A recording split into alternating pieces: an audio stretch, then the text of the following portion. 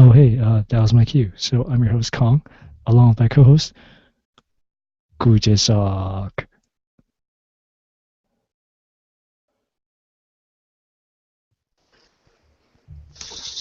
And you all know what this podcast is, the Slow-Cooked Indignant Frogs podcast. And let's begin with our hot seat section. So this is a section where we talk about the lows and highs of what went well and what didn't work with our stuff, our plans. So let me start off with the lows. Um, One, there were a couple days where I felt really lazy. I was easily distracted, and I honestly didn't want to do certain things. So in the end, one of the goals I set up for myself last week was I didn't set the audio for the transitions for the slides. So, and then some other ones out there is I ate quite a bit, especially today.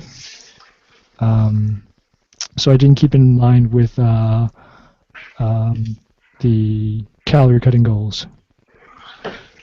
So there's those are my lows. Now, as far as the highs goes, um, despite not setting a leverage for myself for the things I did set up, like setting up the audio for the slides, cleaning a new area, and I didn't even set a specific area to clean.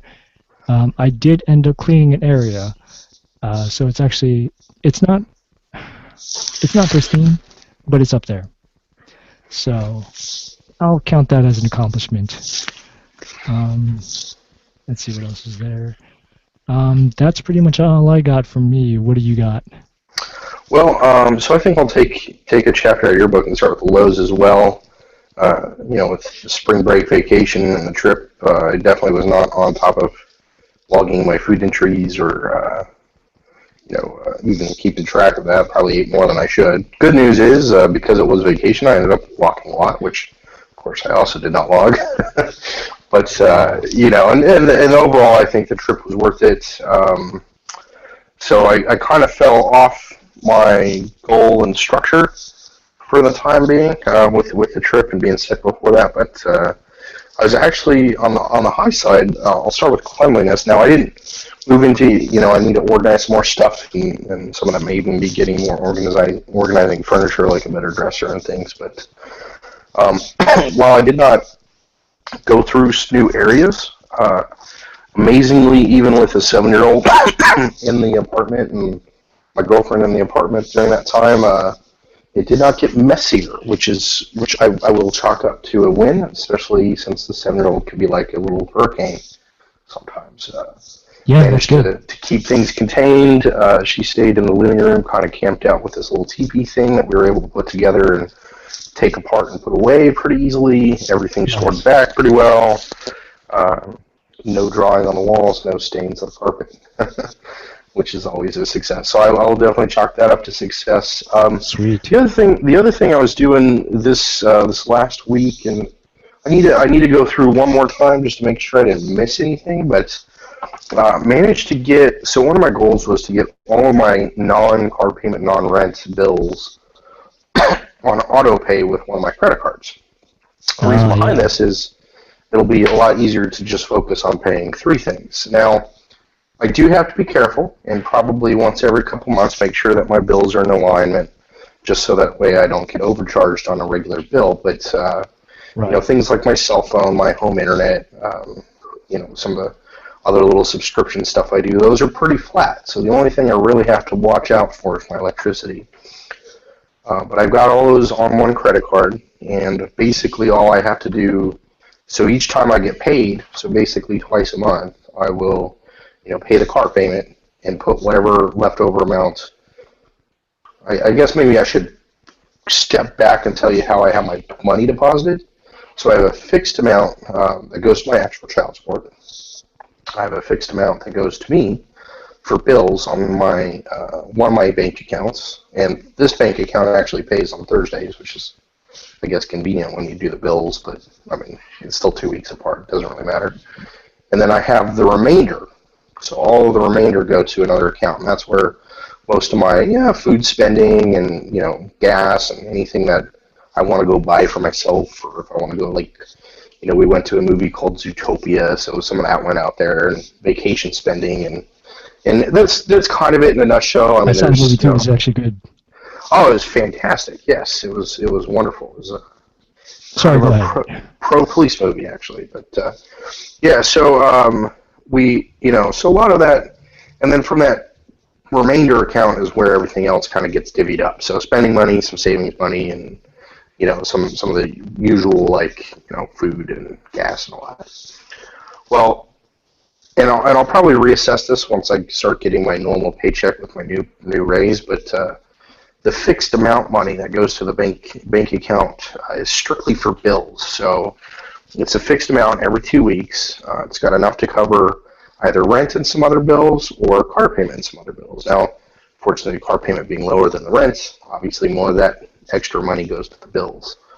But the nice thing is, 2 weeks or twice a week is really the only time I'll have to check. Eventually, I'd like to automate it more.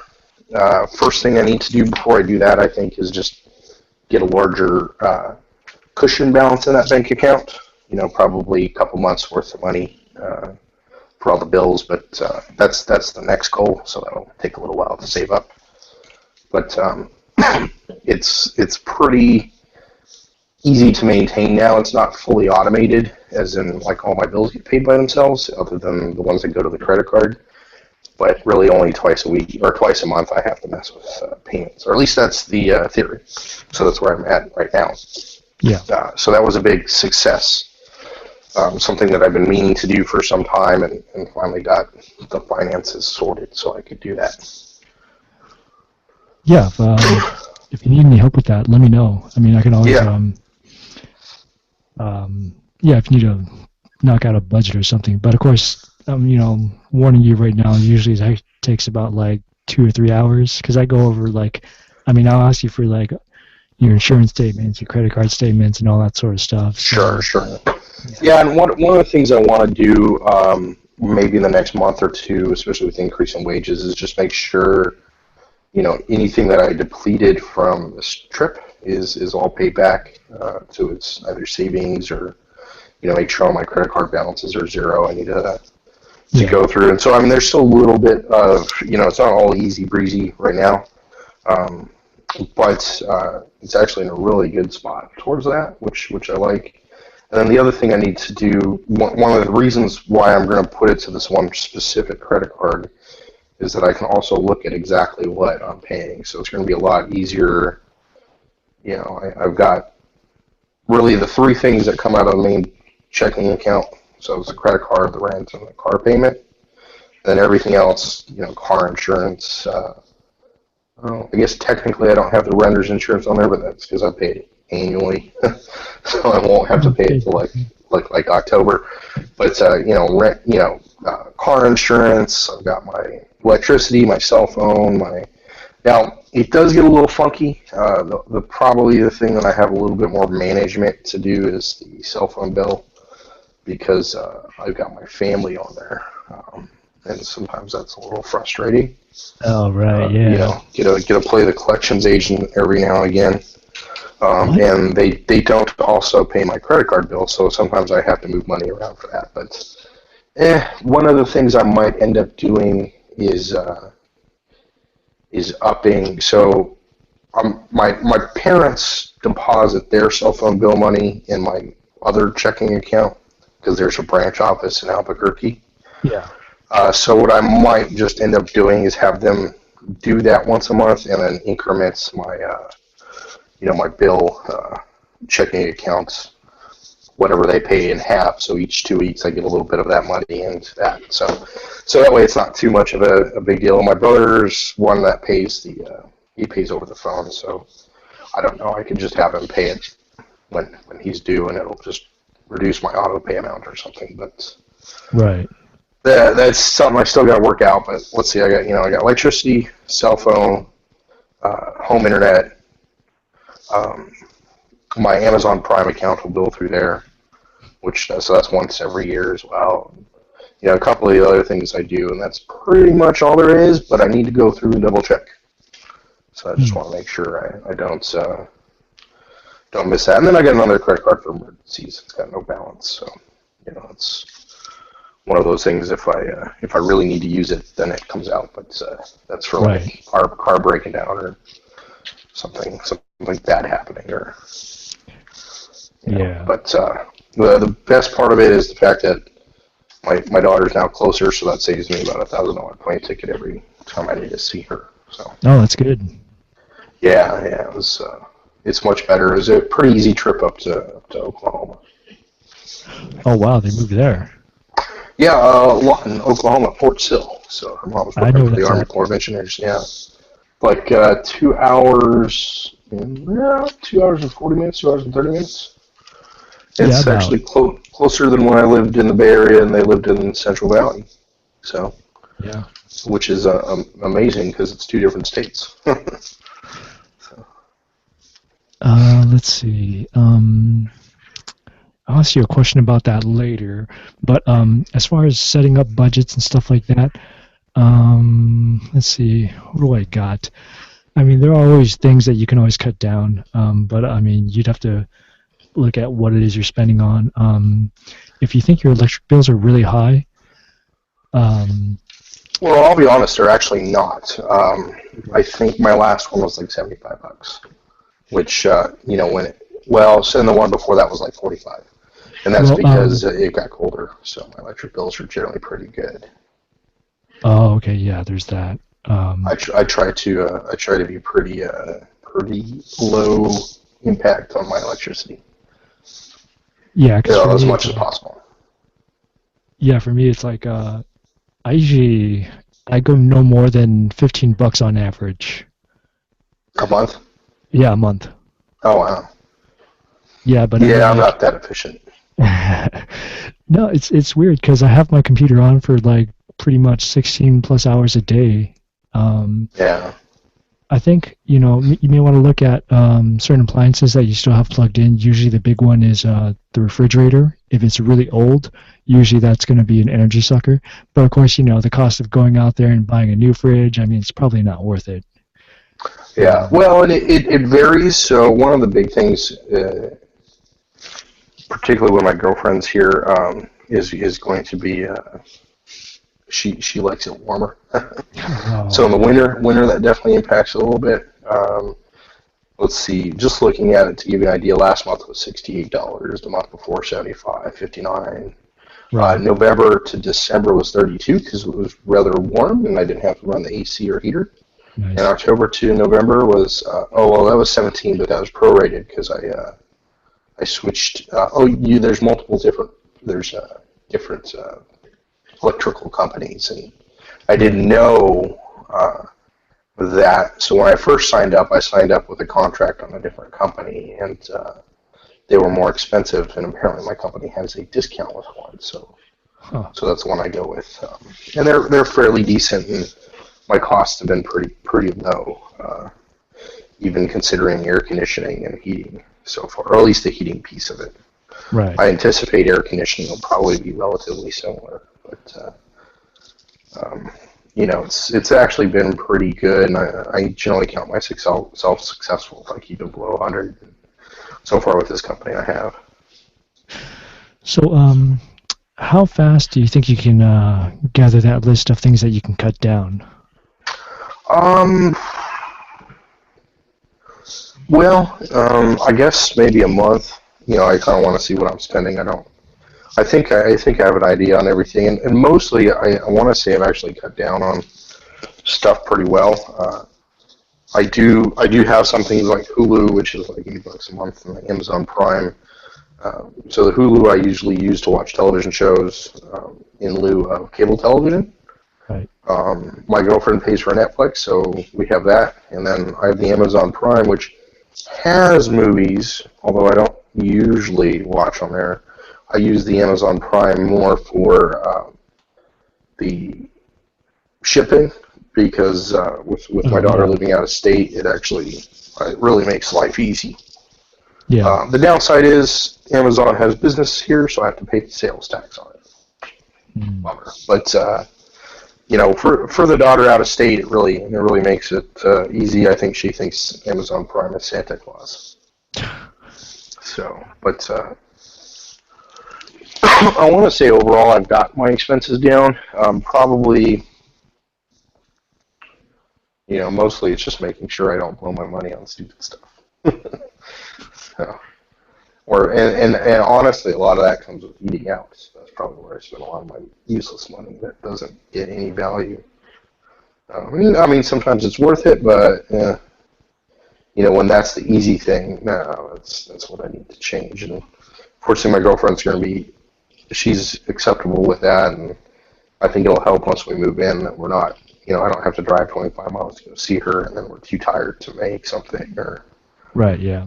I think that'll help out a lot. But that's probably where the most of my pointless spending goes. Okay. So, Let's see. So I think I'm cutting out here. Okay, coming back. yeah, cut out a little bit. All right. So one of the things that was going on in my head like I was saying earlier, I was kind of in a trough, and I was just watching this podcast just yesterday, actually. So this teacher in Hong Kong, one of the things he noticed with a lot of the kids in these past like 2 or 3 years is that like he'll ask a question, right? Like before they were worried about things like, are these kids going to join a gang? And then later on it was maybe issues between them and their parents. And then now they notice that like there's a high suicide rate in Hong Kong. Mm-hmm. Yeah. And so this teacher, he was kind of saying that one of the things he notices is that when he asks them a question like, hey, what are you going to do for summer? They're like, well, I don't know. And like, they just don't know what to do. So he's like, well, even if there's nothing to do, there's always something you're going to do, right? And they're like, no, I'm just going to lounge around at home and do nothing. And he's kind of astonished. And I think for him, it's because he notices a lot of helicopter parents. Yeah. I mean, like we talked about that, a couple episodes ago, but then this is like to the extreme because how over here colleges select you based off of like all sorts of different criterias. So then in high school, you get a lot of students that try to join a bunch of clubs and activities to say, like, look, I'm a well-rounded student, Right. I'm outgoing. I do things, and yada. But the difference is that they don't just do it for college, they do it for like every step of the way. So to be very competitive to get into certain schools, you have to do that from kindergarten up. Right. Yeah, so like parents are, to try to catch up, they're trying to make their kids like take 6 language lessons, play music, like 6, all these sorts of instruments and like whatever, Right. And so when it gets to the point to where these kids want to, or they have enough time to organize things for themselves, they just don't want to. Yeah. Yeah, and so like with this sort of like societal pressure, it's getting to them. But I mean, to equate that to my situation, I'm nowhere near on that scale. I mean, I do organize things for myself, but definitely not at the suicide stage. But I was trying to see like what are the reasons as to why I was in this sort of a trough. And I guess it's like you kind of do need some moments where you just need to recover. So. Right. Yeah, I think I think it's good to push towards the goal and sometimes, like you said, recover. I mean, so I sort of sometimes wish I could do all those things, music and all the speak 4 or 5 different languages and learn all these. I'd rather be a polymath than anything, but at the same time, you just kind of need to take a step back and kind of enjoy things as well. There was what was his name? Andy Whitfield. Do you know that actor's name? Sounds familiar. So he was in the show. I actually just saw a preview for the documentary on this, but he was in the what was it show Spartacus, whatever Stars one with Lucy Wallace and all that. Pretty bloody, kind of gory, and he played Spartacus. Well, he was diagnosed, I think it was pancreatic cancer, which he eventually died of. Killed him, and I think he was like 35 or something. Wow. He was healthy enough to be Spartacus, right? Yeah. And he kind of started living in the motto called "Live in the Now." That's what I think. That's what the documentary is. Live in the now. Let's see. Maybe not. Let me just Google Andy Whitfield. And I think I was thinking about that because it was like there's obviously there's things I want for the future and all of this stuff that I'd love to be able to do, and at some point it's you just kind of have to step back and look at now, what's in front of you. And the fact that I liked him as an actor, I thought he was pretty good in the show. And then he did a video with this guy named Freddie Wong, who runs the YouTube channel. What is it? I can't remember the name, but I know who you're talking about. Yeah. So they did a time crisis, kind of like a spoof of Time Crisis. Eddie Wong and Andy Whitfield, which was pretty cool. So then I was like, oh, that's cool. I like him. And gosh, I guess they don't have the. We got Andy Whitfield's documentary. Be here now is what his motto was. So it looks like it came out already. It came out in 2015. Let's see, 9.7 out of 10 on IMDb. So, its release date is April 8th, 2016. So maybe they had screening, in 2015, at one of the movie festivals or something. But yeah, so it's going to come out. But I kind of like that motto, because I think it's very easy to be like, oh, when I get my business up and running, or when I do this, or when I do that, or man, I wish we obviously your goal and my goal is to stop thinking in the past, but sometimes we think too much in the future about all the things we want to do, and we're starting to focus on those and get us from point A to point B that we don't realize what's right in front of us. Right. Yeah. Kind of. Now, obviously, I don't know what this whole documentary is, but I liked the quote "Be here now." I guess it's a tattoo he got on his arm, so he could focus on spending time with his family and his wife and kids and all that. So yeah, I think it is good to take a step back. Maybe not veg out forever, but sit back, experience some things, and just enjoy life. But yeah, wholeheartedly agree. Actually, this is watching. It's like. Hello. Yeah, okay. I can hear you now. So back to the business portion. One thing I should add to the high is that I did complete the initial draft of the business plans for the 3 businesses. I just need to go back and start plotting out the actual numbers, and that will probably take a couple months. Sure. Yeah, it's not something worth rushing into, but that's good. Good job, man. Yeah, thanks. Let's see. So I think we should. Okay, so you ready to move on to the high leverage section? Yeah. All right.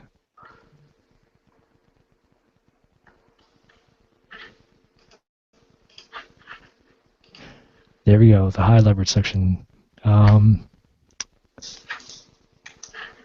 Whoops, I forgot to do the presentation. Oh, whatever. So there, we're in the high leverage section. So this is a section where we're going to put each other accountable towards our goals. So for your goal to budget, you said it's going to take about a month. So at exactly 4 weeks from now, I will revisit this topic, and then we'll see how you do with your numbers. Sounds good. The other thing you want to set for yourself? Ooh, let's see. I think I like the fact that you got 3 business ideas, or the business plans. I don't have anything as well developed as to get a business plan around, but I'd say, let's say in 2 weeks, I'd like to have at least 3 very rough business ideas. Just like concepts that we can flesh out and talk about, and either they create other business ideas, or I can maybe take them to the next step and start fleshing them out. I think probably at least starting with 3. 3 is a good number. Ideally different in the sense that there's not as much overlap, so I can expand the ideas out, or maybe even find overlap. But yeah, I think, let's say 2 weeks, so that would put us. Oh, that's kind of a rough time. Today's what, the 20th? Oh, why is my calendar on June? So today's the 21st. Next week will be the 28th. Yeah, I guess I could do that. I have my finals on the 2nd, but one of them I have to do this week. I should Let's be make okay. it. Let's make it 3 weeks. 3 business. So the 11th. 3 weeks. Yeah. That'll probably actually be a little easier because school ends on April 2nd. Yeah. Which remind me, I want to get your opinion on something for classes for my next semester. Okay. But yeah, let's say so 3 different business ideas. April, and then we said for the budget was April 18th, right? 4 weeks from now. Okay, yeah, that should be around the 18th. Okay. So the other portion to the high leverage is, if you don't meet these goals, what's your punishment going to be? That's a good question. Punishment. I don't know. What do you think? What should I? Maybe I should cancel something frivolous. Yeah. What's an activity that you enjoy? I don't know, watch the TV and stuff. Like maybe a month of suspend my Hulu account and my, make sure I shut off all streaming services for a month or something like that. Oh, yeah. There we go. So that'll be it. If you don't meet these goals in time, then shut off pick one: Hulu, Amazon Prime, or Netflix. Which one? Well, what I would like to do is maybe just all of them. In the sense, so I won't cancel my Amazon Prime, but what I could do is I can unregister my streaming devices. Like I have mostly for entertainment's sake an Xbox One. I can just unplug that, per month, put it in my closet. Well, yeah, I could do that. My girlfriend uses my Chromecast, so that's fine. So I won't use the Chromecast. I don't really use it. But I'll unplug the Xbox for a month. That'll actually cut off all services. So, unless my girlfriend wants to watch a Blu-ray, then I have to plug it in and put a Blu-ray back on for her. But I'll deal with that as it comes if I have to.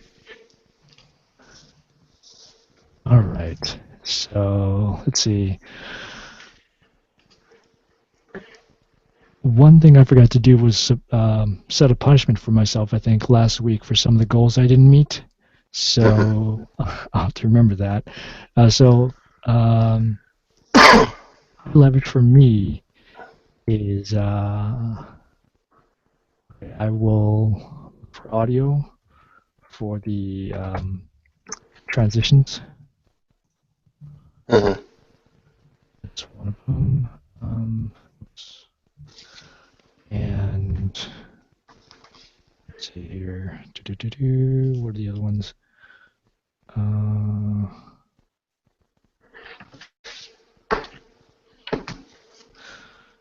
Continue to clean that specific area. The area I'm referring to is my couch.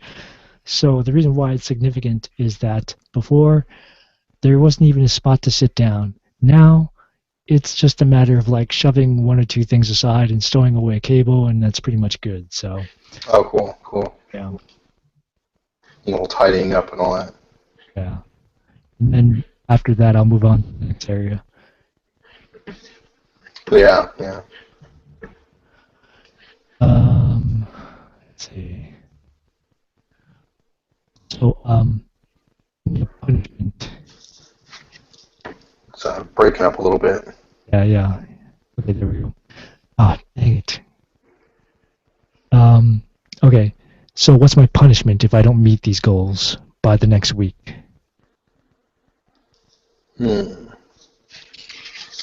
Let's see. What's something that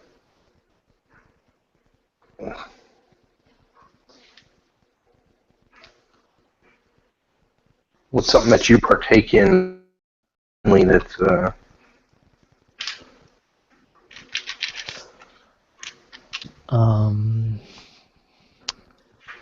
I'm pretty simple. It's either going to be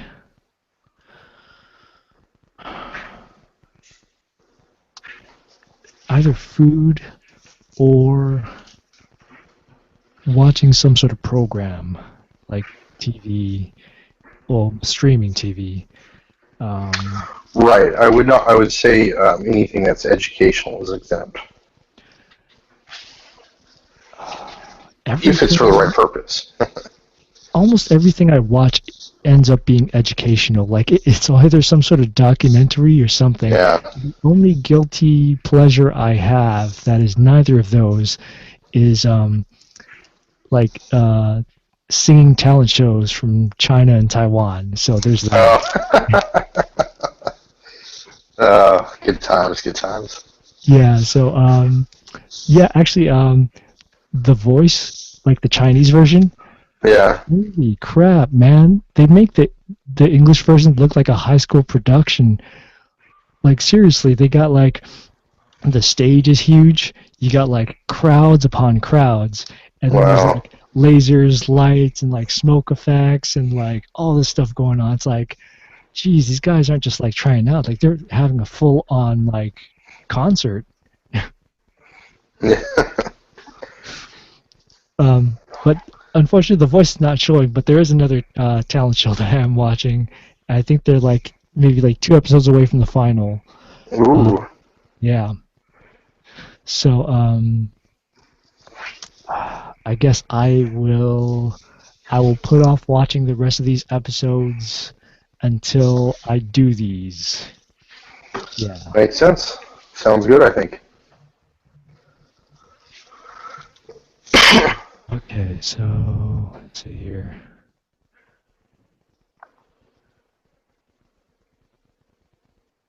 All right, so let's move on to the last section where we have resources. So I'll start off with a recommendation. The person that came up with the oh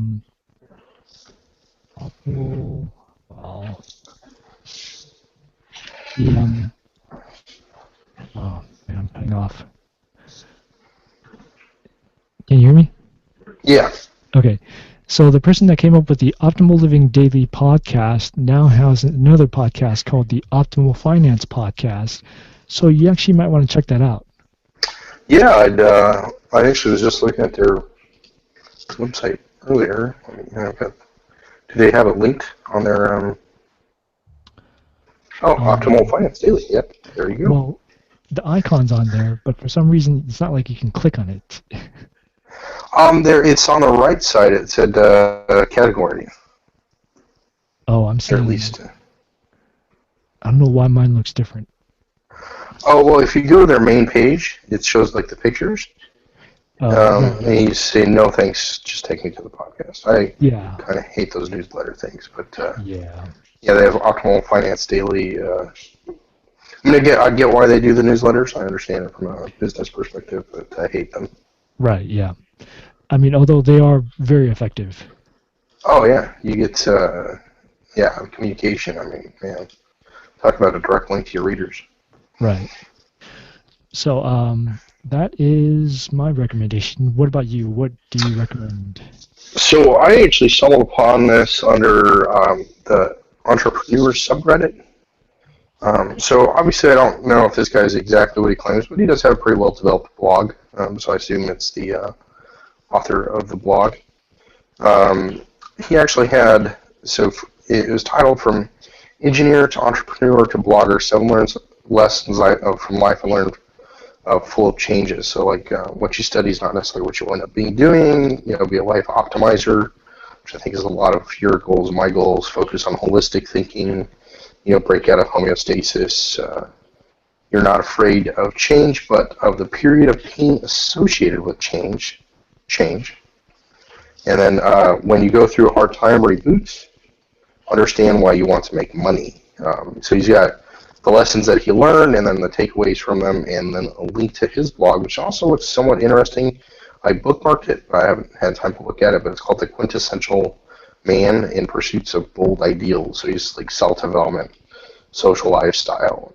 It looks like he sells some products and stuff too, but it's actually pretty well. Looks really good. So at least he's spent some time and effort into it. I don't really know much about the guy, but I liked his breakaways, and I will email you a link to this. I think I found it. It is Did you find the blog or the Reddit post? post. Who's it by? Let's see. Adrian TQM. Yeah, it's about 9 days old. Yes. Yeah, that's the one. It's got a link to his blog at the end, so you can get to it. And I think it was pretty well written. Whatever he's gone through, I certainly think we can take some lessons from it. I like to be a life optimizer. Yeah, don't we all? Right. Yeah. Well, I like the way so he says he borrowed this expression from a friend who's a successful hedge fund manager. He's like, I think that because I am kind of open to new challenges and possibilities, the best way to describe myself would be a life optimizer. So, it seems like he just optimizes things like optimization of habits, optimization of process, feedback. That's kind of what I'm doing with my finances, for example. So I think with that mindset, just optimizing little pieces of life can actually help out. So. Sweet. Okay, so let's go ahead and stop the broadcast. Stay on the line though, and then we will continue to talk. Yep. All right. Let me hold on.